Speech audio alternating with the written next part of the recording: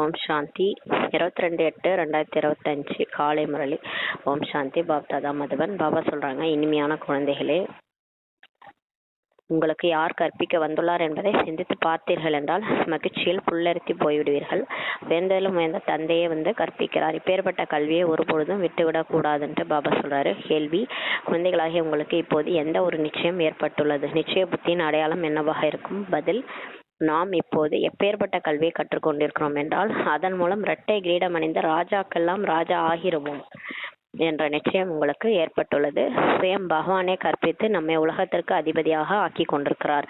இப்போது நாம் அவருக்கு குழந்தைகளாக ஆகியுள்ளோம். எனவே இந்த கல்வியில் ஈடுபட்டு விட வேண்டும்ட்டு பாபா சொல்றாரு. எப்படி சிறிய குழந்தைகள் தங்களது தாய் தந்தையை தவிர வேறு யாரிடம் போக மாட்டாங்க இல்லையா?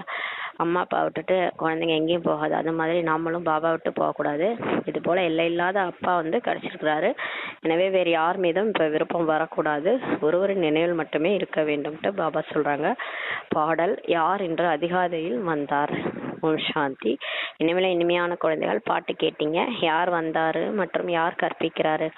இது புரிந்து கொள்ள வேண்டிய விஷயமாகும். ஒரு சிலர் மிகவும் புத்திசாலியாக இருப்பார்கள். ஒரு சிலர் குறைவான அறிவுடையவர்களாக இருப்பார்கள். யார் நிறைய கல்வி அறிவுடையவர்களாக இருப்பார்களோ அவர்களை மிகவும் அறிவாளி என்றுதான் கூறுவார்கள் பாபா சொல்றாரு. சாஸ்திரங்கள் ஆகியவற்றை எழுத படிக்க அறிந்தவர்களுக்கு கூட மதிப்பு இருக்கிறது. குறைவாக படித்திருப்பவர்களுக்கு குறைவான மதிப்பு தான் கிடைக்குதுன்ட்டு பாபா சொல்றாரு. இப்போது பாடலின் வார்த்தைகளை கேட்டீங்க. யார் வந்திருப்பது? கற்பிப்பதற்காக. பாபா சொல்றாரு, பாபாவே வந்திருக்கிறாரு. ஆசிரியர் வருகிறார் அல்லவா? பள்ளிக்கூடத்தில் கற்பவர்கள் ஆசிரியர் வந்துள்ளார் என்பதை அறிந்திருப்பார்கள். ஸ்கூல்ல பாடம் சொல்லி கொடுக்கிறவர் ஆசிரியர் வந்திருக்கிறாருன்ட்டு தெரிஞ்சிருப்பாங்க. இங்கு யார் வந்துள்ளார்? முற்றிலும் புல்லரித்து போய்விட வேண்டும். வேந்தலும் வேந்த தந்தை மீண்டும் இப்போது கற்பிக்க வந்துள்ளார். புரிந்து கொள்ள வேண்டிய விஷயமாகும் அல்லவா? அதிர்ஷ்டத்தின் விஷயம் கூட ஆகும்ட்டு பாபா சொல்றாரு. கற்பிப்பவர் யார்னா பகவான். அவர் வந்துதான் நமக்கு கற்பிக்கிறார். ஒருவர் எவ்வளவுதான் பெரிய கல்வியை கற்கிறார் என்றாலும் கூட சட்டென்று அந்த கல்வியை விட்டு பகவானிடம் கற்க வேண்டும் என்ற விவேகம், அறிவு கூறுகிறது என்றாரு பாபா சொல்றார். பாருங்க, எல்லா படிப்பை விட இந்த படிப்பு தான் ரொம்ப முக்கியன்றார் பாபா. நம்ம எவ்வளோ பெரிய படிப்பு, இந்த உலகாய கல்வி எது படித்தாலும் சரி, அதெல்லாம் விட்டுட்டு பாபாவுடைய கல்வியை இப்போ கற்கணும். ஏன்னா ஆத்மாவுக்கு கல்வி கற்பிக்க பரமாத்மாவே வந்திருக்கிறாருன்னும் போது இந்த கடைசி பிரிவில் நமக்கு எல்லாத்த விட முக்கியம் இந்த கல்வி தான். அதனால அறிவு சொல்லுதுன்றாரு. ஒரு நொடியில் எல்லாவற்றையும் விடுத்து தந்தையிடம் இப்போது படிக்க வர வேண்டும்ட்டு பாபா சொல்றாரு. இப்போது நீங்கள் புருஷோத்தம சங்கம யுகத்தினர் என்பதை பாபா புரிய வைத்துள்ளார். உத்தமத்திலும் உத்தம புருஷர்கள் இந்த லட்சுமி நாராயணர் ஆவார்கள். எந்த கல்வி மூலமாக இவர்கள் இந்த பதவி அடைந்தார்கள் என்பது உலகத்தில் யாருக்குமே தெரியாதுன்ட்டு பாபா சொல்றாரு. நீங்கள் இந்த பதவி அடைவதற்காக இப்ப படிக்கிறீங்க. யார் கற்பிக்கிறார்னா நமக்கு பகவானே கற்பிக்கிறார். எனவே மற்ற எல்லா கல்விகளையும் விடுத்து இந்த படிப்பில் ஈடுபட்டு விட வேண்டும்ட்டு பாபா சொல்றாரு. ஏனெனில் தந்தை வர்றதே கல்பத்திற்கு ஒரு முறை தான் வர்றாரு இல்லையா? நான் ஒவ்வொரு 5000 வருஷங்களுக்கு பிறகு நேரடியாக கற்பிப்பதற்காக வரேன்ட்டு தந்தை கூறுகிறார். அதிசயமாகும் அல்லவான்ட்டு பாபா சொல்றாரு. பகவான் இந்த பதவியை அடையுமாறு செய்வதற்காக நமக்கு கற்கிறார் என்று சொல்லவும் செய்யறாங்க. பிறகு படிப்பதே இல்லை சொல்றாங்க. எல்லாரும் அப்படிக்கே சொல்றாங்க. பகவான் தான் இந்த பதவி அடையுமாறு நமக்கு இப்ப பாடம் சொல்லி கொடுக்க வந்திருக்கிறார்னு சொல்றாங்க. இருந்தாலும் படிக்கிறது இல்லைன்றார் பாபா. எனவே இவர் புத்திசாலி இல்லை என்று தந்தை சொல்வார் அல்லவா? தந்தையின் படிப்பின் மீது முழு கவனமே வைக்கிறது இல்லைன்ட்டு பாபா சொல்றாரு. அதாவது நம்ம இப்ப படிக்கிறோம், ஆனாலும் கவனம் இல்லாம இப்ப படிக்கிறோம்ட்டு பாபா சொல்றாரு. தந்தையை மறந்துடுறாங்க. பிகேஸ் பல பேர் அந்த வேலை தொழில் அப்படி இப்படின்ட்டு போயிட்டு எல்லாத்தையும் நம்ம பாபாவை மறந்துடுறோன்றாரு. பாபா நாம் மறந்து விடுகிறோம் என்று நீங்க சொல்றீங்கன்றாரு. அதுவே பாபா கஷ்டமா இருக்கும் இல்லையா? அவரை நம்ம மறக்கிறது. ஆசிரியரையும் மறந்துடுறாங்க. இது மாயின் புயல் ஆகுன்றாரு. மாயா தான் அப்படி ஃபோர்ஸா நம்மளை பாபாவை மறக்க வைக்குதுன்றாரு. ஆனால் கல்வியை கற்க வேண்டும் அல்லவா? பகவான் கற்பிக்கிறார் என்றால் அந்த படிப்பில் இப்போது முற்றிலுமாக ஈடுபட்டு விட வேண்டும் என்று விவேகம் கூட சொல்லுது. சில டைம்ல விவேகம், அறிவு நமக்கே சொல்லும், நமக்கு ஏன் அந்த சோழிக்கு பின்னாடி ஓடணும், இதெல்லாம் விட்டுட்டு பாபாவுடைய சேவையில இறங்கலாம், பாபாவுடைய படிப்புல முற்றிலுமா ஈடுபட்டுறணும், இந்த கல்விதான் முக்கியம், உலகாய கல்வியெல்லாம் தேவையில்லைன்ட்டு நமக்கு விவேகம் சொல்லுன்றாரு. பெரிய குழந்தைகள், சிறிய குழந்தைகள் தான் படிக்க வேண்டி இருக்குது. ஆத்மாவோ எல்லோருக்கும் உள்ளது இல்லையா? எல்லா உடம்புலயும் இருக்கிறது ஆத்மா தான். மற்றபடி சரீரம் சிறியது பெரியதா ஆகுது, ஆத்மா சின்னது பெருசா ஆகிறது இல்லைன்றார் பாபா. நான் உங்களுடைய சிறிய குழந்தை ஆகியுள்ளேன் என்று ஆத்மா தான் சொல்லுது. நல்லது, என்னுடையவராக ஆகியிருக்கிறீங்க என்றால் இப்போது படிங்கன்ட்டு பாபா சொல்றாரு. பால் குடிக்கும் குழந்தை ஒன்றும் அல்லவே. நம்மளாம் ஒன்றும் சின்ன குழந்தை கிடையாது இல்லையா? எல்லாமே வயசானவங்க, நடுத்தர வயதினர், சின்ன குழந்தை எல்லாருமே இருக்கிறோம் பிகேவா. அதனால ஒன்றும் பாபா சொல்லி கொடுக்கணும், பாபா உட்கார வச்சு ஏபிசிடியெல்லாம் சொல்லி கொடுக்க போறாரா? நம்ம படிங்க, என்னுடையவராக ஆயிட்டீங்கன்னா சரி நல்லா படிங்கன்றாரு. படிப்பு தான் முதல், இதில் மிகவும் கவனம் வைக்கணும். மாணவர்கள் பிறகு இங்கு சுப்ரீம் டீச்சர் உயர்ந்த ஆசிரியரிடம் வராங்க. அந்த கற்பிக்கும் ஆசிரியர்கள் கூட நியமிக்கப்பட்டவர்களாக இருக்கிறாங்க இல்லையா உலகாய கல்வியில. இருந்தாலும் சுப்ரீம் டீச்சர் இருக்கிறார் அல்லவா? நமக்கு வந்திருக்கிறவர் சுப்ரீம் டீச்சர், அவரே பாடம் எடுக்க வந்திருக்கிறார். 7 நாள் வட்டி கூட பாடப்பட்டுள்ளது. தூய்மையாக இருங்கள் மற்றும் என்னை நினைவு செய்யுங்கள் என்றுதான் தந்தை கூறுகிறார். தெய்வீக குணங்களை தாரணை செய்தீர்கள் என்றால் நீங்கள் இது போல ஆகினீங்கன்ட்டு பாபா சொல்றாரு. எல்லையில்லாத தந்தையை இப்போ நினைவு செய்யணும். சிறிய குழந்தைகளை தாய் தந்தையை தவிர வேற யாராவது தூக்கினாங்கன்னா அந்த குழந்தை என்ன பண்ணும்? மற்றவங்கள்ட்ட போகாது இல்லையா? அவர்களிடம் போக மாட்டார்கள். நீங்கள் கூட எல்லையில்லாத தந்தையினுடையவராக ஆகிட்டீங்க. எனவே வேற யாரையும் பார்ப்பதற்கு கூட உங்களுக்கு விருப்பம் இருக்காதுன்றார். யாரோ நம்மளை உலகாய வழியில எப்படியாவது கூட்டிட்டு போகலான்னு நினைச்சாலும் நமக்கு போக பிடிக்காது. ஏன்னா நம்ம பிகே ஆயிட்டோம் இல்லையா? யாராக இருந்தாலும் சரி, நாம் எந்த தந்தையினுடையவர் ஆவோம் என்பதை நீங்க அறிஞ்சிருக்கிறீங்கன்ட்டு பாபா சொல்றாரு. அவர் நம்மை இரட்டை கிரீடம் அணிந்த ராஜாக்கெல்லாம் ராஜாவாக இப்ப ஆக்குகிறார். ஒளி கிரீடம் மன்மனா பவ மற்றும் ரத்தினங்கள் பதிக்கப்பட்ட கிரீடம் மத்தியாஜி பவன்ட்டு பாபா சொல்றாரு. ஒளி கிரீடம்ன்றது நம்ம தூய்மை கிரீடம். பாபா நினைச்சு தூய்மை கிரீடம் நமக்கு வரும். மற்றபடி சொர்க்கத்துல நமக்கு ராஜ கிரீடம், அது ரத்தினங்கள் பதிக்கப்பட்ட கிரீடம். அது மத்தியத்துல இருக்கிற பிரம்மா விஷ்ணு சங்கரர், மத்தியில இருக்கிற விஷ்ணுவா ஆகும்போது நமக்கு ரத்தினங்கள் பதிக்கப்பட்ட கிரீடம் அணிவாங்க சொர்க்கத்துல. நாம் இந்த படிப்பின் மூலம் உலகத்திற்கே அதிபதி ஆகிறோம் என்ற நிச்சயம் ஆகிறதுன்ட்டு பாபா சொல்றாரு. 5000 வருஷங்களுக்கு பிறகு சரித்திரம் மீண்டும் இப்ப நடைபெறுகிறது அல்லவான்ட்டு பாபா சொல்றாரு. உங்களுக்கு ராஜ்யமே இப்ப கிடைக்கிறது. மற்ற அனைத்து ஆத்மாக்களும் சாந்தி தாமமாகிய தங்களுடைய வீட்டிற்கு சென்று விடுகிறார்கள். மற்ற எல்லாரும் நமக்கு ராஜ்யம் கிடைக்கும், சொர்க்கத்துக்கு போயிடும். மற்ற எல்லாரும் பரந்தாமத்துக்கு போயிடுவாங்க. உண்மையில் ஆத்மாக்களாகிய நாம் தந்தையுடன் கூட நமது வீட்டில் தான் இருப்போம் என்பது குழந்தைகளாகிய உங்களுக்கு இப்போது தெரிய வந்துள்ளதுன்ட்டு பாபா சொல்றாரு. தந்தையினுடையவராக ஆகிவிடும் போது நீங்கள் சொர்க்கத்தின் அதிபதியா ஆகிறீங்கன்ட்டு பாபா சொல்றாரு. பிறகு தந்தையை மறந்து அனாதை ஆகிறீங்கன்ட்டு பாபா சொல்றாரு. இப்ப பாபாவுடையரா ஆகும்போது சொர்க்கத்துக்கே அதிபதி ஆகிறோம். அப்புறம் பாபாவை மறந்துடுறதுனால தான் அனாதை ஆகிறோம். பாரதம் இச்சமயம் அனாதையாக இருக்குது. யாருக்கு தாய் தந்தை இல்லையோ அவர்களுக்கு அனாதை என்று சொல்லப்படுது இல்லையா? அந்த மாதிரி இப்ப நமக்கு அப்பா அம்மா கடவுள் தான். அப்பா அம்மையும் அப்பனுன்ட்டு பாடுறது சிவனை தான். அவர் யாருன்னே தெரிஞ்சுக்காம இருக்கும்போது நம்ம அனாதை ஆயிடும்ன்றாரு. அடி வாங்கி கொண்டே இருப்பார்கள். உங்களுக்கோ இப்போது தந்தை கிடைத்துள்ளார் இல்லையா? இப்போ நமக்கு கடவுள் கிடைச்சிட்டாரு. இப்ப நம்ம அனாதை இல்லை, நமக்கு அம்மா அப்பா கிடைச்சிட்டாங்க. நீங்கள் முழு சிருஷ்டி சக்கரத்தை அறிந்திருக்கிறீங்க. எனவே குஷியில் நீங்க பூரிச்சு போகணும்ட்டு பாபா சொல்றாரு. நம்ம எல்லையில்லாத தந்தையின் குழந்தைகள் ஆகும். பரம்பிதா பரமாத்மா பிரஜாபிதா பிரம்மாவின் மூலமாக பிராமணர்களின் புதிய படைப்பை படைக்கிறார்ன்ட்டு பாபா சொல்றாரு. இதுவும் மிகவும் சுலபமாக புரிந்து கொள்ள வேண்டிய விஷயமாகும். உங்களுடைய படங்கள் கூட இருக்குது. விராட ரூபத்தின் படம் கூட அமைக்கப்பட்டுள்ளது. அந்த விராட ரூபன்றது இந்த உச்சி குடுமையா மேல பிரம்ம பாபா நிற்பார்.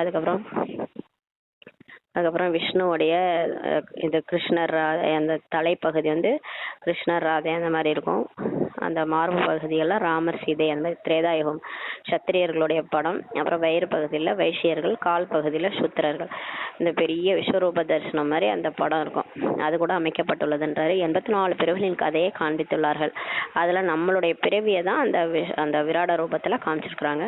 நாமே தான் தேவதையாக இருந்தோம், பிறகு சத்திரியராக இருந்தோம், வைசியர் மற்றும் சூத்திரராக ஆகிறோம்ட்டு பாபா சொல்றாரு.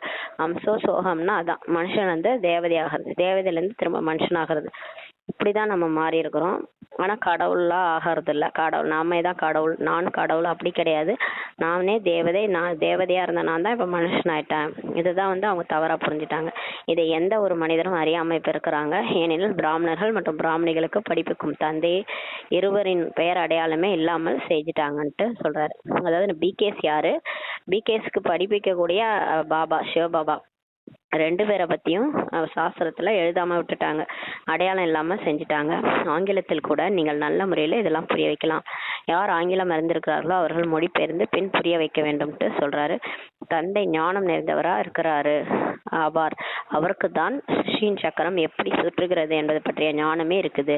அப்ப கடவுளுக்கு தான் தெரியும் இந்த உலகம் எப்படி சுத்துது, இது எப்படி 4 யுகங்களா நடந்துட்டு வருது, ஆத்மாக்கள் எப்படி பிறவி எடுக்கிறாங்க, அவங்களே மறுபிறவி எடுத்து எப்படி சுத்தி வராங்க, கலியுகம் வர வரைக்கும் வந்துட்டு அப்புறம் திரும்ப இந்த சக்கரம் திரும்ப சுத்துது. இதை பத்திய ஞானம் எல்லாம் நமக்கு தெரியாது, கடவுள்கிட்ட தான் எல்லாமே இருக்குது இந்த ஞானம்.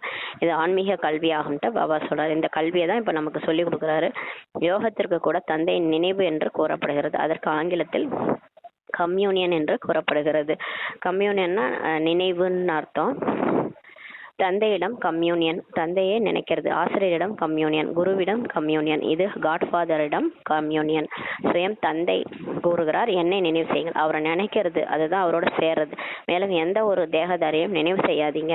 அவங்களெல்லாம் நினைக்கிறதுனால என்ன ஆகும், தேகத்தை நினைக்கிறதுனால தேகம் ஒரு நாள் போயிடும் இல்லையா, அப்புறம் அழுவும் உட்காந்து. அதனால தான் தேகத்தை நினைவு பண்ணாதீங்க, ஆத்மா பரமாத்மாவை நினைவு செய்யுங்க. ஆத்மான்னு புரிஞ்சு பரமாத்மா புள்ளியா இருக்கிறார், நானும் புள்ளியா இருக்கேன்ட்டு அப்படி நினைவு செய்யுங்க. மனிதர்கள் குரு ஆகியோரிடம் போறாங்க, சாஸ்திரங்கள் படிக்கிறாங்க, லட்சிய நோக்கம் அவங்களுக்கு எதுவும் இல்லை, சத்கதியோ கிடைப்பதும் இல்லை. நான் வந்திருக்கிறதே அனைவரையும் திரும்ப கூட்டி செல்லதான்ட்டு பாபா இப்ப நமக்கு சொல்றாரு.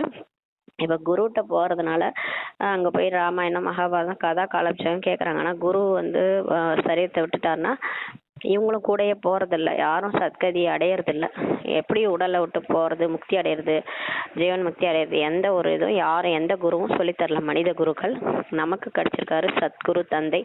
அவர் வந்திருக்கிறதே நம்மளை கூட்டிட்டு போக தான், பரந்தாமத்துக்கு வழிகாட்டதான். இப்போது நீங்கள் தந்தையுடன் புத்தி யோகம் வைக்கணும், அப்போது நீங்க அங்க போய் சேர்ந்துருவீங்க. இப்ப பாபாவை நினைச்சு பரந்தாமத்தை நினைக்க நம்ம அங்க போயிருவோம். நல்ல முறையில் நினைவு செய்வதால் உலகத்துக்கே அதிபதியாக நீங்க ஆயிடுவீங்கன்ட்டு பாபா சொல்றாரு. இந்த லட்சுமி நாராயணர் சொர்க்கத்தின் அதிபதியாக இருந்தார்கள் அல்லவா, இதை யார் புரிய வைப்பவர் ஆவார்ன்ட்டு பாபா சொல்றாரு. தந்தைக்கு நாலேஜ்ஃபுல் என்று சொல்லப்படுகிறது.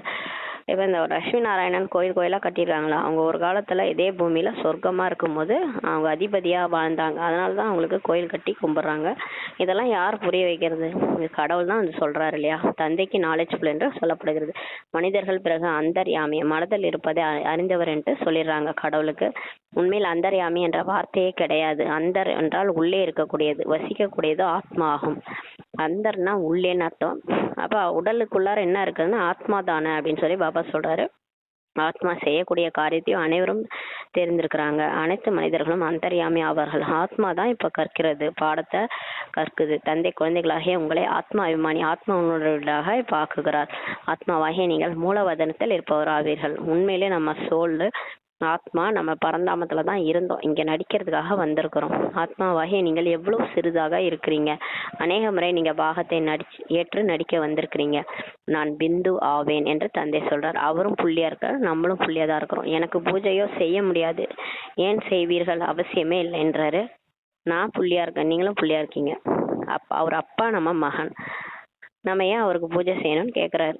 அவரை நினைச்சாலே போதுன்றாரு. நான் ஆத்மாக்களாகிய உங்களுக்கு தான் கற்பிக்க வருகிறேன், உங்களுக்கு தான் ராஜ்யத்தை அளிக்கிறேன்ட்டு பாபா சொல்றாரு. பிறகு ராமராஜ்யத்தில் சென்று விடும்போது என்னையே நீங்க மறந்துடுறீங்கன்றாரு. பாருங்க, கடவுள் இப்ப வராரு, நமக்கு இந்த ஞானத்தை அளிக்கிறாரு, நம்பிக்கை ஆக்குறாரு. இந்த பிறவி முடிச்ச பிறகு சொர்க்கத்துல போய் ராஜ்யத்தை கொடுக்குறாரு. இருந்தாலும் அடுத்தடுத்த பிறவி எடுத்து மறந்து போயிடுறோம் பாருங்க. ஆத்மா அப்படியே பிறப்பிறப்புல வந்து கடவுளே மறந்துடுறோம். ராவண ராஜ்யத்துல வந்த உடனே தேகம் நினைச்சிட்டு தேகதாரி பின்னாடியே போயிட்டு கடவுளே மறந்துட்டீங்கன்றார். முதலில் ஆத்மா தனது பாகத்தை நடிக்க வருகிறார். மனிதர்கள் 84 லட்சம் பிறவிகள் எடுக்கிறாங்கன்ட்டு சொல்லியிருக்கிறாங்க சாஸ்திரத்துல. புல்லாகி புண்டாகி புழுவாகின்ட்டு ஒரு அறிவு, ஈரறிவு, 3 அறிவுன்னு அது மாதிரி 6 அறிவு மனுஷனா அப்புறம் தான் வந்தோம் அப்படின்ட்டு நினைச்சிட்டு இருக்கிறாங்க. ஆனால் அதிகபட்சமே 84 பிறவிகள் தான்ட்டு பாபா சொல்றாரு. முதல்ல வரும்போது தேவதையா வந்தோம், அதுக்கப்புறம் கொஞ்சம் கொஞ்சமா அப்படியே நம்ம மனுஷனா மாறிட்டோம். இதுதான் 84 பிறவி தான் நீங்க எடுத்திருக்கீங்க, 84 லட்சம் பிறவிலாம் நீங்க எடுக்கலன்ட்டு பாபா புரிய வைக்கிறார். இதெல்லாம் கடவுளே சொல்லும் போது தான் தெரியுது. வெளிநாட்டிற்கு சென்று இந்த விஷயங்களை சொன்னீங்கன்னா இந்த ஞானத்தை எங்களுக்கு இங்க சொல்லி கொடுங்கன்ட்டு உங்கள்கிட்ட கேட்பாங்கன்றாரு. உங்களுக்கு அங்கு 1000 ரூபாய் கிடைக்கிறது, நாங்கள் உங்களுக்கு 10-20,000 ரூபாய் கொடுப்போம்ட்டு சொல்லுவாங்களாம் வெளிநாட்டுல இந்த ஞானத்தெல்லாம் இன்ட்ரெஸ்டா கேட்பாங்கன்னு சொல்றாரு. எங்களுக்கு ஞானம் கூறுங்கள்ட்டு கேட்பாங்கன்னு சொல்றாரு. காட்ஃபாதர் ஆத்மாக்களாகிய எங்களுக்கு படிப்பிக்கிறார். ஆத்மா நான் நீதிபதி ஆகியோராக ஆகிறார். ஆத்மா தான் வந்து நீதிபதி ஆகுது. மற்ற மனிதர்களோ எல்லாருமே தேக அபிமானம் உடையவர்களாக ஆகுறாங்க. யாருக்குமே இந்த ஞானம் இல்லைன்ட்டு பாபா சொல்றாரு. பெரிய பெரிய தத்துவ ஞானிகள் ஆகியோர்கள் நிறைய பேர் இருக்கிறாங்க. ஆனால் இந்த ஞானம் யாருக்குமே இல்லைன்ட்டு பாபா சொல்றாரு. காட்ஃபாதர் நிராகாரமானவர் கற்பிக்க வருகிறார். நாம் அவரிடம்தான் படிக்கிறோம். இந்த விஷயங்களை கேட்டு ஆச்சரியப்பட்டுடுவாங்கன்ட்டு பாபா சொல்றார். இந்த விஷயங்களையோ ஒருபோதும் கேள்விப்படவோ படிக்கவோ இல்லை. இந்த மாதிரி இந்த 5000 வருஷம் நாடக சக்கரம் இதுல வந்து இது எல்லாமே பேன் மாதிரி நகர்ந்துட்டு இருக்கு. ஒரு இலை விழுந்துச்சுன்னா அடுத்த கல்பத்திலே அதே இலை தான் அந்த இடத்துல விழும். இந்த மாதிரி விஷயங்கள் வந்து நமக்கு 5000 வருஷத்துக்கு ஒரு தடவை இது சக்கரம் சுத்துது. இந்த மாதிரி விஷயங்கள்லாம் நம்ம வந்து பாத்தீங்கன்னா இதெல்லாம் கேட்டா ஆச்சரியப்படுவாங்க. கடவுளே வந்து பாடம் சொல்லி கொடுக்குறாரு அப்படின்னா எல்லாரும் ஆச்சரியப்படுவாங்க. இந்த மாதிரி யாரும் கேள்விப்படவோ படிக்கவோ இல்லைன்னு சொல்றாரு. ஒரு தந்தை தான் லிபரேட்டர்ன்ட்டு சொல்றோம், கைடு என்று சொல்றாங்க. அவரே தான் லிபரேட்டர் எனும்போது பிறகு கிறிஸ்துவை ஏன் நீங்க நினைவு செய்றீங்கன்ட்டு நீங்க கிறிஸ்துவ தர்மத்துல இருக்கிறவங்கள்ட்ட கேட்கலாம். இந்த விஷயங்களை நல்ல முறையில் நீங்க புரிய வச்சீங்கன்னா அவங்க ஆச்சரியப்பட்டு போயிடுவாங்கன்றாரு. இதெல்லாம் வெளிநாட்டினர் கிறிஸ்துவர்கள் தானே மேக்சிமம், அவங்கள்ட்ட சொல்லி புரிய வச்சு அவங்க ஆச்சரியப்படுவாங்கன்றாரு. கிறிஸ்துவன்றவர் கடவுளுடைய குழந்தை தான், கடவுளுடைய மைந்தன் போது கடவுள் வந்து லிபரேட்டர் தானே, காட்ஃபாதர் தானே. அவரை நினைக்காம நீங்க ஏன் கிறிஸ்துவ நினைக்கிறீங்கன்ட்டு கேளுங்க. இவற்றை நாம் கேட்டுதான் பார்ப்போமே என்பார்கள். அப்புறம் உடனே நம்ம விஷயத்தை கேட்டு ஆச்சரியமடைந்து நம்ம ஞானத்தை கேட்டுதான் பார்க்கலான்ட்டு வருவாங்க. பேரடைஸ் சொர்க்கம் ஸ்தாபனை ஆகி கொண்டிருக்கிறது. அதற்காக இந்த மகாபாரத போர் கூட உள்ளதுன்ட்டு பாபா சொல்றாரு. நான் உங்களை ராஜாக்கள்லாம் ராஜாவாக இரட்டை கிரீடம் அணிந்தவனாக ஆக்குகிறேன் என்று தந்தை இப்ப சொல்றார். தூய்மை, சுகம், சாந்தி எல்லாமே ஒரு காலத்துல இருந்தது. சிந்தனை செய்யுங்கள், எவ்வளவு வருடங்கள் ஆகியுள்ளன. கிறிஸ்துவுக்கு 3000 வருஷங்களுக்கு முன்னதாக இவளுடைய ராஜ்யம் கூட இருந்தது அல்லவா. இதுவோ ஸ்பிரிச்சுவல் நாலேஜ் ஆகும்ட்டு பாபா சொல்றாரு. அதாவது பைபிள்ல இருக்கு, கிறிஸ்துவுக்கு 3000 வருஷத்துக்கு முன்னாடி சொர்க்க ராஜ்யம் இருந்தது. அதுதான் ஸ்பிரிச்சுவல் நாலேஜ்னு பாபா சொல்றார். இவரோ பிரம்மா பாபா நேரடியாக இந்த சுப்ரீம் ஃபாதரின் குழந்தையாக ஆவார். அவரிடமிருந்து ராஜயோகம் கற்றுக்கொண்டிருக்கிறார். அந்த பிரம்மா பாபா கடவுளுடைய குழந்தையா நேரடியா டைரக்டா சிவன் அவர் உடம்புல அவதரிச்சு அவர் தத்தெடுத்துக்கிறார். அவரும் இந்த ராஜயோகத்தை தான் கத்துட்டு இருக்கிறார். உலக சரித்திர பூகோளம் மீண்டும் இப்போது நடக்கிறது. இது முழு ஞானமாகும்ட்டு பாபா சொல்றாரு. நமது ஆத்மாவில் 84 பிறவுகளின் பாகம் நிரம்பி இருக்குது. இந்த யோகத்தின் வலிமையால் ஆத்மா சதப்பிரதானமாக ஆகி தங்க யுகத்திற்கு சென்றுடுவாங்க. யாரெல்லாம் வந்து இங்க படிக்கிறாங்களோ யோகா செய்யறாங்களோ அவங்க நல்லா பாபா நினைக்கிறாங்கன்னா அவங்க ஆத்மா வந்து சக்திசாலியா ஆயிடும். கோல்டன் ஏஜுக்கு போயிடும். இந்த உடலை விட்டு போகும்போது அவங்க அடுத்த தங்க யுகத்துக்கு போயிடுவாங்கன்றார். பின் அவருக்கு ராஜ்யம் வேண்டும் இல்லையா, பழைய உலகத்தின் விநாசமும் வேண்டும். அப்ப அவங்க அந்த ஆத்மா வந்து திரும்ப வந்து இங்க ராஜ்யம் பண்ணணும்னா அப்ப இந்த பழைய உலகம் விநாசம் ஆகணும்ட்டு சொல்றாரு. அதுவோ எதிரிலேயே நிக்குது. இப்போ முழு உலகம் இப்ப விநாசம் ஆக போகுது. பிறகு ஒரு தர்மத்தின் ராஜ்யம் ஆகும்ன்றாரு. இது பாவ ஆத்மாக்களின் உலகமாகும் அல்லவா. இங்க யாராவது ராஜ்யம் பண்ண முடியுமா? இது வந்து மோசமான உலகம் இல்லையா. இங்க ஒரே அடிதடி சண்டை தான் இருக்கு. இங்கெல்லாம் நம்மளோட ராஜ்யம் நடக்காது. நம்மளுடைய ராஜ்யம் புது உலகத்துலதான். இப்போது நீங்க பாவனமாக ஆகிட்டு இருக்கீங்க. அதுக்காக தான் நம்மளை தயார் பண்ணிட்டு இருக்கிறாரு. தூய்மையாகுங்க குழந்தைகள் என்றார். கூறுங்கள், இந்த நினைவின் பலத்தினால் நாம் தூய்மையாக ஆகிறோம். நம்ம சொல்லணும், நாங்க பாபாவை நினைச்சு ஆத்மான்னு புரிஞ்சிட்டு பரமாத்மாவை நினைச்சு தூய்மையாகிறோம். பின் எல்லாமே விநாசம் ஆகிரும். எப்ப எல்லா தேவதைகளும் தூய்மையாகிறாங்களோ அப்ப முழு உலகமும் தூய்மையாயிடும். இயற்கை சேதங்கள் கூட இப்ப வரப்போகுது. நாங்கள் ரியலைஸ் உணர்ந்திருக்கிறோம், மேலும் திவ்ய திருஷ்டி மூலமாக பார்த்திருக்கிறோம். இவை எல்லாமே அழிய போகிறதுன்ட்டு பாபா சொல்றாரு. அது நம்ம பிகேவா வந்தவங்க ஆரம்பத்துல ரியலைஸ் பண்ணி அவங்க திருஷ்டி மூலமா காட்சி மூலமா பார்த்துருக்குறாங்க. இது எல்லாமே அழிய போகிறது. தந்தை வந்திருப்பது தேவதை உலகத்தை ஸ்தாபிக்கதான்ட்டு பாபா சொல்றாரு. இதை கேட்டு ஓஹோ இவர்கள் காட்ஃபாதரின் குழந்தைகள் அல்லவான்ட்டு சொல்லுவாங்களாம். நம்ம போய் சொன்னோம்னா கடவுள் வந்துட்டாரு இந்த சொர்க்கத்தை ஸ்தாபிக்க அப்படின்னு சொல்லும் போது ஓஹோ இவங்கெல்லாம் அப்ப காட்ஃபாதரின் குழந்தைகள் அல்லவான்ட்டு சொல்லுவாங்களாம். இந்த போர்கள் நிகழும், இயற்கை சேதங்கள் ஆகும் என்பது குழந்தைகளாகி நீங்க தெரிஞ்சுக்கிட்டீங்க. என்ன நிலைமை ஏற்படும்ட்டு பாபா சொல்றாரு. என்னென்ன நடக்க போகுதுன்னு சொல்றாரு பாருங்க. இந்த பெரிய பெரிய வீடுகள் ஆகியவை எல்லாமே சரிந்து விழ ஆரம்பிக்கும்ட்டு பாபா சொல்றாரு. தங்களையே அழித்து கொள்வதற்காக இந்த குண்டுகள் ஆகியவை 5000 வருஷங்களுக்கு முன்னாலும் இப்படிதான் தயாரிச்சிருந்தாங்க என்பதை நீங்க அறிந்திருக்கிறீங்கன்ட்டு பாபா சொல்றாரு. இப்போது கூட குண்டுகள் கூட தயாராக தான் உள்ளன. யோக பலம் என்பது என்ன பொருள்? அதன் மூலம் நீங்கள் உலகத்தின் மீது வெற்றி அடைகிறீங்க. அவங்களது சயின்ஸ் பலம்.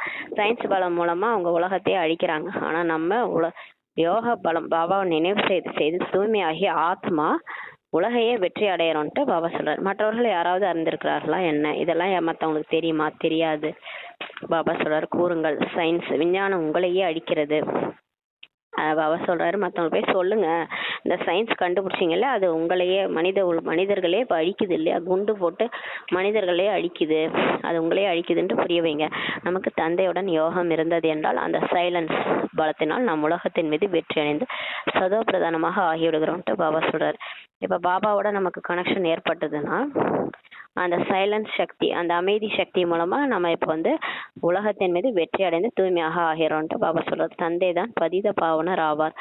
அவர் தான் தூய்மையற்றவர்களை தூய்மையாக ஆக்குபவர்.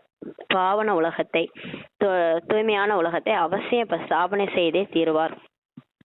தூய்மையான உலகத்தை அவர் கண்டிப்பா ஸ்தாபனை பண்ணுவார். நாடகப்படி இதெல்லாம் புரிஞ்சு இருக்குதுன்ட்டு பாபா சொல்றாரு. குண்டுகளை தயாரிக்கிறார்கள் என்றால் அப்படியே வைத்து கொண்டிருப்பார்களா என்ன? உலகத்துல இப்ப பாருங்க, 3ஆம் உலகப் போர் வரப்போகுதுன்ட்டு எல்லா நாடுகளும் என்ன பண்ணிட்டு இருக்காங்க, அவங்கவுங்க நாடுகளை சேஃப்டி பண்றதுக்காக ஆட்டம் பாம் கண்டுபிடிச்சிட்டு இருக்கிறாங்க. இது போன்ற விஷயங்களை கூறிக்கொண்டே இருந்தீர்கள் என்றால் அவர்கள் குஷி அடைவார்கள். ஆனா இது மாதிரி நம்ம விஷயத்தெல்லாம் மற்றவங்க சொல்லணுன்றாரு. ஆத்மாவில் எப்படி பாகம் இருக்குதோ இது கூட அனாதியாக அமைந்து அமைக்கப்பட்ட நாடகம் ஆகுன்றாரு. எல்லாரும் ஆத்மாலே என்ன ஸ்டோரி இருக்கோ அதான் நடக்கும்ன்றாரு. இது எல்லாமே உருவாக்கப்பட்ட நாடகம். உங்களுடைய கிறிஸ்து கூட மறுபிறவி எடுத்தெடுத்து இப்போது அவர் தம பிரதான நிலையில் உள்ளார்ன்ட்டு புரிய வைங்கன்றாரு. மீண்டும் தனது குறித்த நேரத்தில் வந்து கிறிஸ்துவே வருவார், வந்து உங்களுடைய தர்மத்தை நிலைநாட்டுவார்ன்ட்டு பாபா சொல்றாரு. இது போன்ற அத்தாரிட்டி அதிகாரத்துடன் நீங்க பேசுனீங்கன்னா தந்தை அனைத்து குழந்தைகளுக்கும் வந்து புரிய வைக்கிறார் என்பதை அவர்கள் உணர்ந்து கொள்வார்கள்ட்டு பாபா சொல்றார். கிறிஸ்தவர்கள் வெளிநாட்டினர் புரிஞ்சுக்குவாங்க. நம்ம அத்தாரிட்டியோட புரிய வைக்கும் போது பாபா நினைவுல சொல்லும் போதுதான் கடவுளே வந்து தான் பேசிட்டு இருக்கிறாரு, எல்லா குழந்தைகளுக்கும் சொல்றாருன்றத புரிஞ்சுக்குவாங்க. எனவே இந்த படிப்பில் குழந்தைகள் ஈடுபட்டு விட வேண்டும். இப்ப நம்ம யாரெல்லாம் பாபா செலக்ட் பண்ணியிருக்காரோ அவங்களாம் இந்த முரளியை தான் படிக்கணும், இந்த படிப்புல ஈடுபட்டுறணுன்றாரு. தந்தை, ஆசிரியர், குரு மூவருமே ஒரே ஒருத்தங்க தான், அது பாபா தான். அவர் தான் இப்ப அப்பாவா, ஆசிரியரா, குருவா ஒரே ஒருத்தர் தான் வந்திருக்கிறாரு. அவர் எப்படி ஞானம் தருகிறார் இதையும் நீங்க புரிஞ்சிருக்கிறீங்க. அனைவரையும் தூய்மையாக ஆக்கி இப்ப நமக்கு அழைத்து செல்கிறார். அவர் பிரம்மா உடல்ல வந்து அந்த வாய் மூலமா நமக்கு ஞானம் சொல்றாரு, அவதரிச்சு ஞானம் சொல்றாரு. இப்ப நம்ம அதன் மூலமா தூய்மையாக்கி நம்மளை கூட்டிட்டு போறாரு. தேவதா பரம்பரையாக இருக்கும்போது தூய்மையாக இருந்தாங்க, தேவதையாக இருந்தாங்க. உரையாடுதல் மிகவும் புத்திசாலித்தனமாக இருக்க வேண்டும்ன்றாரு. பேசும் நடையும் நன்றாக இருக்க வேண்டும். இப்ப நம்ம மற்றவங்களோட பேசும்போது புத்திசாலியா இருக்கணும், நல்லாவும் அந்த பணிவா பேச கத்துக்கணும். மற்ற எல்லா ஆத்மாக்களும் ஸ்வீட் ஹோம், இனிமையான இல்லத்துல தான் இருப்பாங்க. தந்தை தான் வந்து எல்லாரையும் கூட்டிட்டு போறாரு. அனைவருக்கும் சத்கதி அளிக்கும் வள்ளல் கூட ஒரே ஒரு தந்தை தான் ஆவார். அவருடைய ஜென்ம பூமியே பாரதமாகும். இது எவ்வளவு பெரிய புண்ணிய தீர்த்தம் தெரியுமா இந்த பாரத பூமின்னு சொல்லி பாபா சொல்றாரு. ஏன்னா அவரு சிவபாபாவே வந்து பிரம்மா உடல்ல அவதரிக்கிறது பாரத பூமியில தான். அதனால இதுதான் புண்ணிய தீர்த்தம்ன்றாரு. பாரதத்தை எல்லோரும் தம பிரதானமாக ஆக வேண்டிய இருக்குது என்பதை நீங்க தெரிஞ்சுக்கிட்டீங்க. எல்லோரும் புனர்ஜென்மம் எடுக்க வேண்டியே இருக்குதுன்ட்டு பாபா சொல்றாரு. இப்ப நம்ம எல்லாருமே லட்சுமி நாராயணா நடிச்சவங்க எல்லாருமே பிரம்மா பாபா மம்மாவே பாத்தீங்கன்னா லட்சுமி நாராயணா இருந்தவங்களே ஆரம்பத்துல இருந்து சதோ பிரதானமா இருந்தவங்களே அப்படியே மறுபிறவி எடுத்து சம பிரதானமா ஆயிட்டாங்க. அப்ப எல்லாரும் சம பிரதானம் ஆகிதான் தீரணும்ன்றாரு. எல்லாரும் மறுஜென்மம் எடுக்க வேண்டியே இருக்குது. யாருமே திரும்ப செல்ல முடியாதுன்ட்டு பாபா சொல்றாரு. ஆனா வந்தவங்க போக முடியாது. ஏன்னா இப்ப பாப்புலேஷன் அதிகமாயிட்டே போகுது. இதன் காரணம் என்னன்னா யாருமே திரும்பி போகல, யாருமே பரந்தாமத்துக்கு போகல, எல்லாரும் இங்கே தான் நடிச்சிட்டு இருக்கிறாங்கன்னு அர்த்தம். ஏன்னா பாப்புலேஷன் அதிகமாகுது. ஆதாம் தான் 84 பிறவி எடுக்கிறாரு. எனவே அவசியம் கிறிஸ்து கூட மறுபிறவி எடுத்து பின்னர் போய் அதுவாக ஆகிருவாருன்ட்டு பாபா சொல்றாரு. பாருங்க, இப்ப ஆதாம் வந்து பிரம்மா பாபா தான். பிரம்மா பாபாவே 84 பிறவி எடுக்கிறாருன்னா அப்ப தர்மஸ் அவர்கள் பின்னாடி துவாபர யுகத்துல வந்தவங்க தான். அப்ப அவங்களும் மறுபிறவி எடுத்து இங்கதானே இருப்பாங்க, இங்கேதான் எங்கேயோ சாதாரணமா இருக்கிறாங்க. அவங்களும் ஞானத்தை அடைஞ்சு கடைசியா போய் திரும்ப பாபா கூட எல்லாருமே ஒன்னா போவோம். அப்புறம் திரும்ப அவங்கவுங்க நேரம் வரும்போது திரும்ப வந்து தர்மத்தை ஸ்தாபனை செய்வாங்கன்றாரு. இது போன்ற விஷயங்களை புரிய வைக்கும்போது எல்லாரும் மிகவும் ஆச்சரியப்படுவாங்கன்ட்டு பாபா சொல்றாரு. ஜோடியாக இருந்தீர்கள் என்றால் மிகவும் நல்ல முறையில் புரிய வைக்க முடியும் என்று பாபா சொல்றாரு. இப்ப 2 பேர் கணவன் மனைவி பிகே ஆயிட்டோம்னா ஜோடியா போய் புரிய வைங்கன்றாரு. பாரதத்தில் முதலில் தூய்மை இருந்தது, பிறகு அப்பவித்திரமாக எப்படி ஆகிறாங்க இதையும் கூட நீங்க சொல்லலாம். பூஜைக்குரியவர்கள் தான் பூஜாரி ஆகிறாங்க. தூய்மையற்றவராக ஆகும்போது பிறகு தங்களுக்கே பூஜை செய்ய முற்பட்டு விடுகிறார்கள்ட்டு பாபா சொல்றார். லட்சுமி நாராயணன் தான் தூய்மையா இருந்தாங்க, ராஜ்யம் செஞ்சாங்க. மறுபிறவி எடுத்து எடுத்து அவங்க தான் அதுன்ட்டே மறந்துட்டாங்க. தான் லட்சுமி நாராயணா இருந்தோன்றதே மறந்துட்டு அவங்களே அவங்களுடைய சிலையை வச்சு அவங்க பூஜை பண்ண ஆரம்பிச்சிட்டாங்கன்ட்டு பாபா சொல்றார். ராஜாக்களின் வீடுகளில் கூட இந்த தேவதைகளின் படங்கள் கூட இருக்கின்றன. அந்த காலத்துல ராஜராஜ சோழன், ராஜேந்திர சோழன், இந்த மாதிரி அந்த சோழர்கள், பாண்டியர்கள் இவங்களோட வீட்டுல எல்லாம் பாத்தீங்கன்னா இந்த லட்சுமி நாராயணனுடைய படங்கள்லாம் இருக்குது. பவித்திரமான இரட்டை கிரீடம் அணிந்தவர்களை கிரீடம் அணியாத தூய்மையற்றவர்கள் பூஜிக்கிறாங்கன்ட்டு பாபா சொல்றாரு. லட்சுமி நாராயணன் வந்து ராஜா தான், அவங்களும் ராஜாக்கள் தான். ஆனா தூய்மையான ராஜாக்களை தூய்மையற்ற ராஜாக்கள் பூஜிக்கிறாங்கன்ட்டு பாபா சொல்றாரு. அதாவது 5 விகாரத்துல போகும்போது தூய்மையற்றவர்களா மாறிடுறாங்க. அப்புறம் அந்த தூய்மையற்ற ராஜாக்கள் வந்து தூய்மையான ராஜாக்கள் லட்சுமி நாராயண வணங்குறாங்கன்னு பாபா சொல்றார். அவர்கள் பூஜாரி ராஜாக்கள் ஆவார்கள், அவர்களையோ தேவி தேவதைகள் என்று சொல்ல மாட்டாங்க. துவாபரயுகத்துல இருந்து வந்த ராஜாக்கள் எல்லாம் 5 விகாரத்துல போனவங்க, அவங்கெல்லாம் வந்து தூய்மையற்ற ராஜாக்கள்ன்றதுனால அவங்கள யாரும் தேவதைகள்ட்டு சொல்ல முடியாது. ஏனெனில் இந்த தேவதைகளுக்கு தான் பூஜை செய்யறாங்க. நீங்களே பூஜைக்குரியவர்கள், நீங்களே பூஜாரின்ட்டு பாடியிருக்கிறாங்க. பதீதமாக தூய்மையற்றவராக ஆகிவிடும் போது ராவணராஜ்யம் ஆரம்பமாகுது. இச்சமயத்தில் இருப்பது ராவணராஜ்யம் ஆகும்ட்டு பாபா சொல்றார். இது போன்று வந்து புரிய வைத்தீர்கள் என்றால் எவ்வளவு ஆனந்தப்படுத்தி காண்பிக்கலாம். வண்டியின் 2 சக்கரமாக ஜோடிகள் இருந்தார்கள் என்றால் மிகவுமே அற்புதம் செய்து காண்பிக்கலாம்ட்டு பாபா சொல்றார். அதாவது கணவனும் மனைவியும் ரயில் தண்டவாளம் மாதிரி 2 பேரும் ஒரே ட்ராக்ல போனா ஒழுங்கா வண்டி ஓடும் இல்லையா. 2 சக்கரமா இருக்கும்போது வண்டி வந்து அற்புதமா வேலை செய்யும் இல்லையா. அந்த மாதிரி 2 பேரும் பிகேவா இருந்தா, ஜோடியா இருந்தா நல்லா புரிய வைக்கலான்றார். ஜோடிகளாகிய நாம் தான் மீண்டும் பூஜைக்குரியவர்களாக ஆகிறோம். நாம் தூய்மை, அமைதி, சுகம், பீஸ், பியூரிட்டி, பாஸ்பரிட்டி ஆகிய ஆஸ்தி எடுத்து கொண்டிருக்கிறோம்.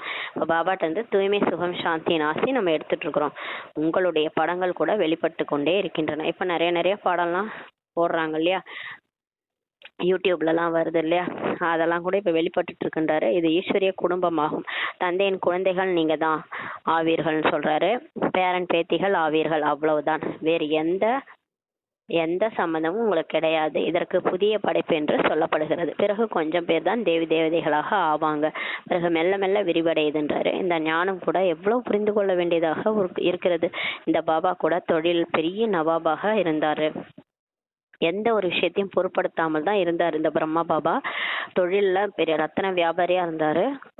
இதுவோ தந்தை கற்பிக்கிறார். விநாசம் எதிரிலே இருக்குது என்பதை பார்த்த உடனேயே அனைத்தையும் சட்டென்று விட்டு விட்டார். இந்த பிரம்மா பாபாவுக்கு காட்சி கிடைச்சிது. தனக்குள்ளார வந்து யாரோ பேசுறாங்க, அவங்க தான் நமக்கு பாடம் சொல்லி கொடுக்குறாங்க, ராஜயோகத்தை சொல்லி கொடுக்குறாரு ஒருத்தர், அவரு தான் கடவுள்ட்டு புரிஞ்சுக்கிட்டாரு. விநாசம் நேர்லே இருக்குது அப்படின்னு காட்சியை பார்த்தாரு. அவர் காட்சி கிடைச்சிது. காட்சியை பார்த்தோன்னே எல்லாத்தையும் விட்டுட்டாரு. தொழில் எல்லாத்தையும் விட்டுட்டு இதுல இறங்கிட்டாரு. முழு வீச்சுல பாபா வந்து இந்த ட்ரஸ்ட் ஆரம்பிச்சு அதுல பெண்களை நியமிச்சு அம்மாவை வந்து தலைமையா அதுல போட்டு அவர் வந்து கருவியா இருந்து எல்லாரையும் செஞ்சாரு. பிரம்மா பாபா எல்லாத்தையும் விட்டுட்டாரு. நமக்கு அரசாட்சி கிடைக்கிறது என்பதை அவசியம் அவர் புரிஞ்சுக்கிட்டாரு. எனவே அற்பமான தொழிலை ஏன் செய்ய வேண்டும்ட்டு பாபா விட்டுட்டாரு அந்த தொழிலை. சோழிக்கு பின்னாடி போறது வேஸ்ட்ன்ட்டு. எனவே பகவான் கற்பிக்கிறார் என்பதை நீங்களும் இப்ப புரிஞ்சுக்கிட்டீங்க. இதுவோ முழுமையான வகையில் படிக்க வேண்டும் அல்லவா. அவருடைய வழிப்படி நீங்க நடக்கணும். தன்னை ஆத்மான்ட்டு புரிஞ்சுட்டு தந்தையை நினைவு செய்யுங்கன்ட்டு தான் தந்தை சொல்றாரு. தந்தையை நீங்க மறந்துடுறீங்க, வெக்கம் ஏற்படலையா அப்படின்னு கேட்கிறாரு. எப்பேற்பட்ட அப்பா, சொர்க்கத்துக்கே கொண்டு போய் அதிபதியா உட்கார வச்ச அப்பாவை போய் மறந்துட்டீங்களா, உங்களுக்கு வெக்கம் வரலையான்னு கேட்கிறாரு. அந்த போதை ஏறுவது இல்லையா. இங்கிருந்து மிகவும் நன்றாக புத்துணர்வு பெற்று போறாங்க. மதுபன்ல வந்து நல்லா பாபா நினைச்சு தூய்மையாகி போறாங்க. போதை ஏறிட்டு போறாங்க. ஆனா அங்க போயிட்டு அந்த ஏறின போதையெல்லாம் சோடா வாட்டர் மாதிரி இறங்கிடுது. பிறகு அங்க சோடா வாட்டர் மாதிரி ஆகிறாங்க. அப்படிதானே, கரெக்ட் தானே. மதுபன்ல நல்லா போதையா இருக்கு. பாபா ரெஃப்ரெஷ் ஆயிட்டு வரோம். இங்க வந்து அந்த வேலை தொழில் அதுல போய் மாட்டிக்கிட்டு சோடா வாட்டர் மாதிரி அந்த போதையெல்லாம் இறங்கிடுதுன்றாரு. இப்போது குழந்தைகளாகி நீங்கள் கிராமமாக சேவை செய்வதற்காக முயற்சி செய்றீங்கன்ட்டு பாபா சொல்றாரு. ஆத்மாக்களின் தந்தை யார் என்பதை முதல்ல போய் சொல்லுங்க என்று பாபா சொல்றாரு. முதல்ல எல்லாருக்குமே அறிமுகம் கொடுங்க, பாபாவுடைய அறிமுகம் கொடுங்க. அதாவது நம்ம இந்த உடல் கிடையாது, உடலுக்கான அப்பா இருக்கிற மாதிரி ஆத்மாவனுடைய அப்பா தான் கடவுள், அவர் தான் பரம்பிதா பரமாத்மான்ட்டு ஃபர்ஸ்ட் புரிய வைங்க. பகவானோ நிராகாரமானவர். அவர் மறுபிறவியே எடுக்கிறது இல்ல. பிறப்பிறப்புல வராதது தான் கடவுள். அதனால மனித உருவில் இருக்கிறவங்க யாருமே கடவுள் கிடையாது. நிராகாரமானவர், புள்ளியா இருக்கிறாரு, அவர் தான் கடவுள். அவர் தான் இப்போ வந்து நமக்கு பாடத்தை சொல்லி கொடுத்துருக்கிறார். அவரே இந்த பதித உலகத்தை தூய்மையாக ஆக்குகிறார்ன்ட்டு புரிய வைங்க. நல்லது. இனிமையான காணாமல் போய் வெகு காலம் கழித்து கண்டெடுக்கப்பட்ட குழந்தைகளுக்கு தாய் தந்தை பாப் தாதாவின் அன்பு நினைவுகள் மற்றும் காலை வணக்கம். ஆன்மீக குழந்தைகளுக்கு ஆன்மீக தாய் தந்தையின் நமஸ்காரம். நாம் ஆன்மீக குழந்தைகள் ஆன்மீக தாய் தந்தைக்கு நமஸ்காரம்.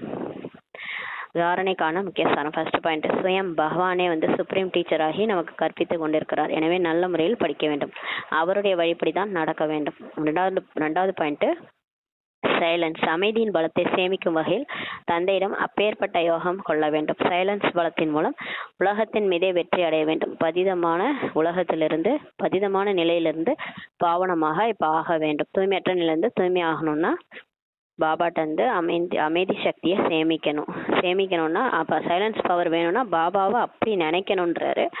அப்போதான் சைலன்ஸ் சக்தி நமக்குள்ளார நிறைஞ்சு அதன் மூலமா நம்ம உலகத்தை வெற்றி அடைய முடியும். இல்லைன்னா இந்த மாயா நம்மளை விடாது இல்லையா? அதான் சொல்றாரு, தூய்மையற்ற நிலையிலிருந்து இப்போ தூய்மையாகுங்கன்றாரு. வரதானம். நேரம் மற்றும் சங்கல்பங்களை சேவையில் அர்ப்பணிக்கக்கூடிய விதாத்தா வரதாத்தா ஆகுக என்ற வரதானம் கொடுக்குறாரு. டைமு, எண்ணம் எல்லாத்தையுமே இப்போ சேவையில் பயன்படுத்துங்க. மற்ற விஷயங்கள்ல போகாதீங்க. இப்போது தனது சிறிய விஷயங்களுக்காக, உடலுக்காக, மனதிற்காக, சாதனங்களுக்காக, சம்பந்தங்களுக்காக நேரம் மற்றும் சங்கல்பத்தை ஈடுபடுத்துவதற்கு பதிலாக இதை சேவையில் அர்ப்பணம் செய்யுங்கன்ட்டு பாபா சொல்றார். பாபாவோட சேவையில், அதாவது இந்த ஞானத்தை மற்றவங்களுக்கு புரிய வைக்கிறதுல, பாபாவுடைய சேவை செய்யறதுல உங்க டைமையும் பணத்தையும் பயன்படுத்துங்க, எண்ணத்தையும் பயன்படுத்துங்க. சின்ன விஷயம் பின்னாடி போகாதீங்க. இந்த உடலுக்காக, மனசுக்காக, சாதனங்கள் நமக்கு அந்த பொருள் வேணும், இந்த பொருள் வேணும், வீடு வாங்கணும், காசு, அது இதுன்னு அது பின்னாடி போகாதீங்க. சம்பந்தங்களுக்காகலாம் நேரம்லாம் வேஸ்ட் பண்ணாதீங்கன்றாரு. கடைசியில் நம்ம தான் ஃபீல் பண்ணுவோம், ஐயோ நம்ம கிடைச்ச நேரத்தை பாபா சேவையில் பண்ணாமல் இப்படி வேஸ்ட் பண்ணிட்டோமேன்ட்டு. நேரத்தையும் எண்ணத்தையும் பாபா சேவையில் அர்ப்பணம் செய்யுங்க. இந்த சமர்ப்பண விழா கொண்டாடுங்கள். சுவாசத்திற்கு சுவாசம் சேவையில் ஈடுபாடு இருக்க வேண்டும். மூச்சுக்கு மூச்சு நம்ம பாபா சேவை தான் இருக்கணும். எங்கே போனாலும் சரி சேவை தான் செய்யணும். சேவையில் மூழ்கி இருக்க வேண்டும்ன்றாரு. சேவையின் ஈடுபாடு மூலம் சுய முன்னேற்றத்திற்கான பரிசு தானாக உங்களுக்கு கிடைச்சிரும். உங்களுக்கு நீங்கள் சேவை செய்ய தானாக உங்களுடைய சுய முன்னேற்றமும் தானாகவே நடக்கும்ன்றாரு. உலக நன்மையில் சுய நன்மை கலந்துருக்கிறது. நீங்கள் மனசா சேவை செஞ்சாலே போதும். பூமி பந்து மேலே பரிசாவாக பறந்து பாபாட்ட வந்து சக்தி வாங்கி கொடுக்க உலகத்துக்கே நன்மை ஏற்படும். உலகத்துக்கு நன்மை ஏற்படும் போது நமக்கும் நன்மை கலந்துருக்குதுன்றாரு. சுயநலமாக இருந்தால் நம்மளை பற்றியே, நம்ம குடும்பத்தை பற்றியே நினச்சிருந்தா எதுவும் நடக்காது. என் பிரச்சனை போக மாட்டேதுன்னா எப்படி போகும்? பாபாவுடைய சேவையை செஞ்சாதான் நம்ம பிரச்சனை தீரும் இல்லையா? அதனால அவருடைய உலக நன்மையில தான் உங்க நன்மையும் கலந்துருக்குதுன்ட்டு பாபா சொல்றாரு. அவருடைய காரியத்தை நம்ம செஞ்சா நம்மளோட காரியத்தை அவரே பார்த்துக்குவாரு. ஆகையால் நிரந்தரமாக மகாதானியாகுங்க, விதாதா மற்றும் வரதாதா ஆகுங்கன்ட்டு பாபா சொல்றாரு. டைம் கிடைக்கும் போதெல்லாம் மனசா சேவை செய்யுங்க. பாபாவை நினைச்சு அந்த சக்திகளை பூமி பந்து ஃபுல்லா கூடுங்க. பரிசாவா பறந்து எல்லாருக்கும் சேவை செய்யுங்கன்றாரு.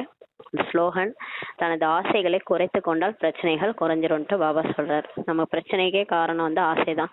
புத்தர் சொன்னார்ல, ஆசையே அழிவுக்கு காரணம். அந்த மாதிரி இப்போ பிகே ஆயிட்டு இந்த ஆசையெல்லாம் வச்சுட்டு இருந்தோம்னா பிரச்சனை தான் அதிகமாக கொண்டு வந்து சேர்க்கும். அதனால ஆசைகளை குறைச்சிட்டிங்கன்னா பிரச்சனைகள் குறைஞ்சிரும்ன்றாரு. அவ்யக்த இஷாரே, சகஜ யோகி ஆக வேண்டும் என்றால் பரமாத்மாவின் அனுபவி ஆகுங்கள்ட்டு பாபா சொல்றாரு. லௌகீக ரீதியில் ஒருவர் மற்றவரின் அன்பில் மூழ்கி இருந்தா அது அவரது முகத்துல, கண்ணுல, வார்த்தைகள்ல அனுபவமாகும். இப்போ யாராவது ஒருத்தவங்க மற்றவங்க மேல அன்பா இருக்கிறாங்க, அதாவது ஒரு கணவன் மனைவி மேலேயோ, மனைவி கணவன் மேலேயோ ஒரு அன்பா இருக்கிறாங்கன்னா அவங்க முகத்துல தெரியும், அது கண்ணுலயும் தெரியும், வார்த்தைகள்லயும் அனுபவம். அவங்கள பத்தியே பேசிட்டு இருப்பாங்க. அவர் இப்படி பண்ணாரு அப்படி பண்ணாரு, அந்த கண்கள்லயும் அப்படியே அந்த குஷி தெரியும், முகத்துலயும் குஷி தெரியும். ஏன்னா அவங்க அன்புல மூழ்கி இருக்கிறாங்க அப்படின்ட்டு. இவர் அன்பில் மூழ்கி இருக்கிறாரு, நாயகியாக இருக்கிறாருன்றது அந்த பெண்ணை பார்க்கும் போதே தெரியும். அவங்க நினைவுல இருக்கிறாங்க. அதனால அந்த முகத்துல அந்த கலை தெரியும், அந்த கண்ணுல முகத்துல அந்த குஷி, அந்த கலை தெரியும். அதே மாதிரி இப்ப நம்ம பாபா தான் நம்மளுடைய நாயகன்ல, அந்த நாயகியாகிய நம்ம பாபாவுடைய நினைவுல இருக்கும் போது நம்ம முகத்துலயும் வார்த்தையிலயும் பாபான்னு தான் வரணும். முகத்துல கண்கள்ல பாபா தெரியணும். அந்த போதை தெரியணும்.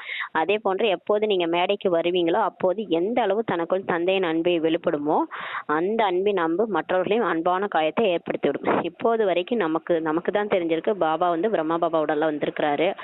நான் 63 ஜென்மமா பக்தி தேடி தேடி அலைஞ்ச பக்தி செஞ்சு தேடி தேடி அலைஞ்ச நாயகன் பிரியதர்ஷன் எனக்கு கிடைச்சிட்டாரு. நான் அவருடைய பிரியதர்ஷினி அப்படின்னு நமக்கு மட்டும்தான் தெரிஞ்சிருக்கு. உலகத்தாரிடம் போய் சொன்னா நம்ப மாட்றாங்க இல்லையா? அவங்களுக்கு அந்த வம்பு தைக்கல, ஒன்றும் புரியல. கடவுள் வந்துட்டாரு, அவர் தான் பேசிட்டு இருக்காருன்னு புரியல. நம்மளும் வந்து சொல்லலான்னு பார்த்தா நம்மள்கிட்ட அந்த அளவுக்கு சக்தி இல்லை. நம்ம முகத்துலயும் அப்பப்போ போதை இறங்கிடுது இல்லையா? அதனால அவங்களுக்கு புரிஞ்சிக்க மாட்றாங்க. எப்போ நம்ம மேடைக்கு வரோமோ, எப்போ நம்மளுடைய முகத்துல பாபாவை பார்க்குறாங்களோ, நமக்குள்ளார இருக்கிற பாபாவினுடைய அன்பு வெளிப்படுமோ அந்த அன்பினோட அன்பு மற்றவங்க மேலேயும் அன்பான காயத்தை ஏற்படுத்திடும்னு பாபா சொல்றாரு.